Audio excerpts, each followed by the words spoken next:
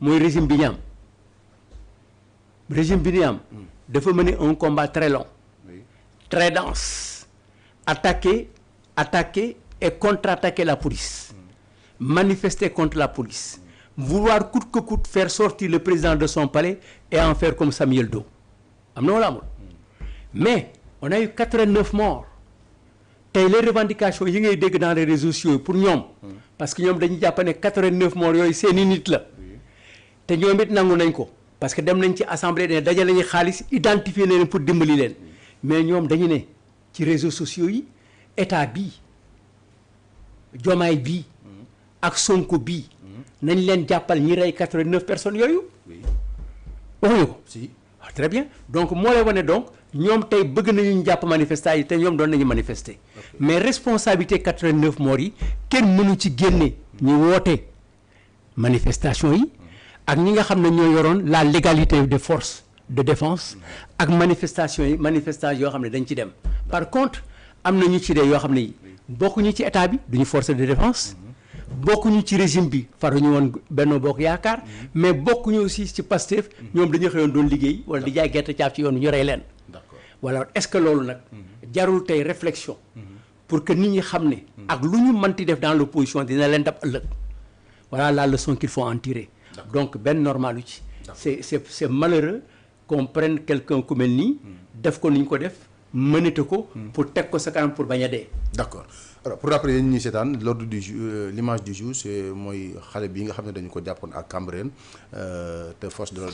l'ordre yi jàppoon ko teg ko ci kanam pour xale yi bañ a sànni xeer donc ñu defoon ko un bouclier moom sax après génn na def une sortie du moins pour dëggal loolu alors Paldi sa gis-gis par rapport à cette image là. waaw presque tout a été dit par le président Doudou Wade image la boo xamante ne bu regrettable des images que l'on n'aimerait pas voir xam nga ñi nga xamante ne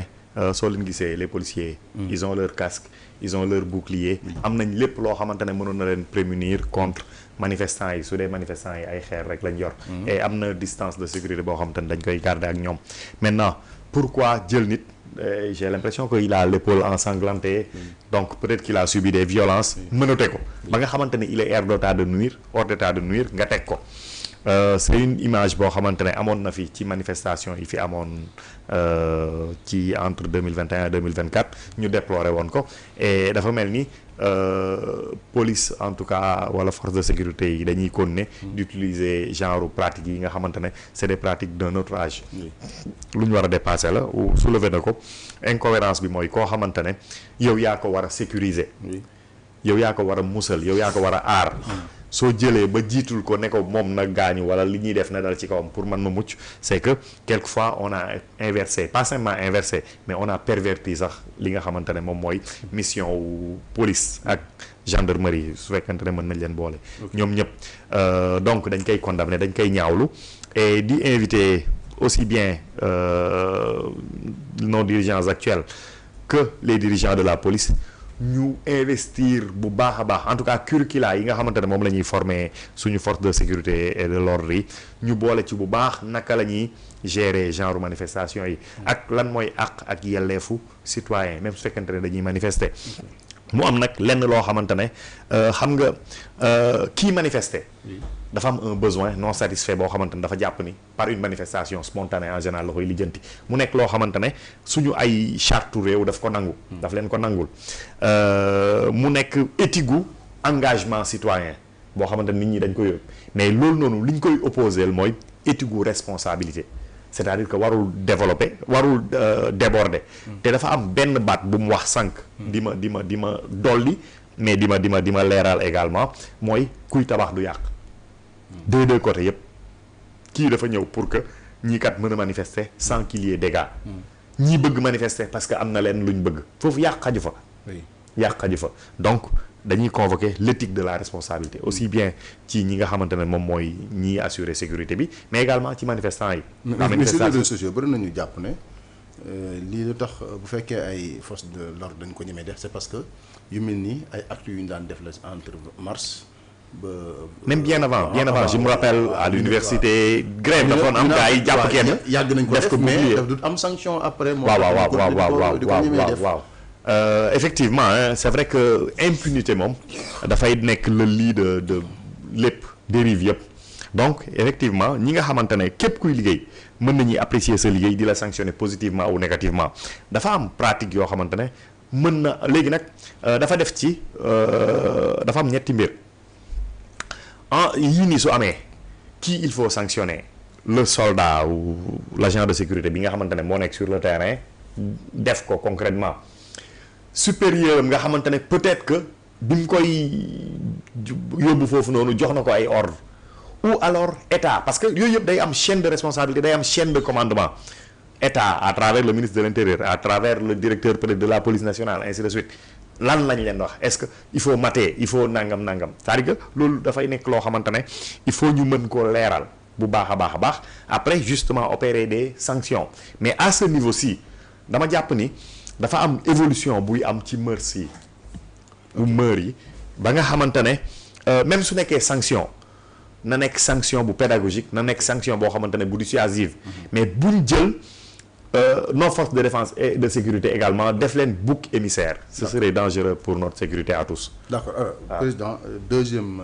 image bi tam dégg nga ko vidéo boobu nga xam ne dañ ci dégg benn influenceur proche du PASTEF d'après suñu regroupement yi ñu def fii bi mu ñëwee Touba muy wax ne de façon claire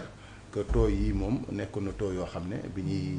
daan na yónni ay booy di leen fay ñu koy fat alors si taux yoo xam ne dañu jàpp ne dañ ko état bi daf ko defoon pour askan wi ndox mi ñu daan dugg seen kër yi taux yi di ko évacuer donc mu mel ne aujourd'hui itam si ay combat politique askan wi seen bopp dañuy jël ay initiatives yoo xam ne des initiatives anti-républicaines yoo xam ne da nga koy def ngir saboter ngir xeex waaye aussi loraare ay doomi aadama itam. waaw loolu mu ngi ci formation citoyenne bi. sunu citoyenneté moo des. moo manqué te ba léegi. ci responsabilité yi nga xam ne Macky Sall am na ko ci la bokk. mooy moom dafa jékki-jékki constaté ne le pays a perdu le Sénégal a perdu ses valeurs. bu fekkee ne da nga diriger dëkk boo xam ne bi dafa perdre ay valeurs am ba problème citoyenneté posé. mu am na courage pour jël formation citoyenneté bi dénk ko nit.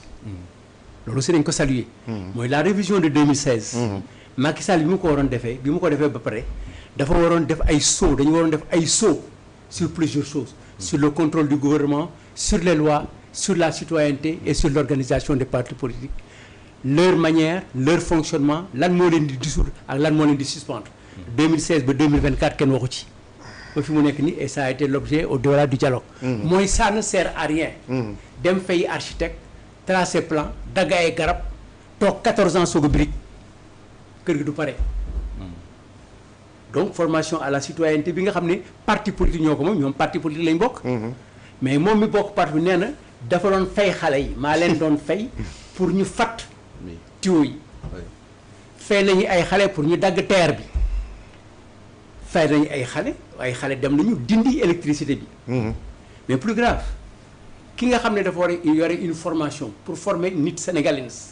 professeur de son état. bugguma tudd tur parce que day yàq.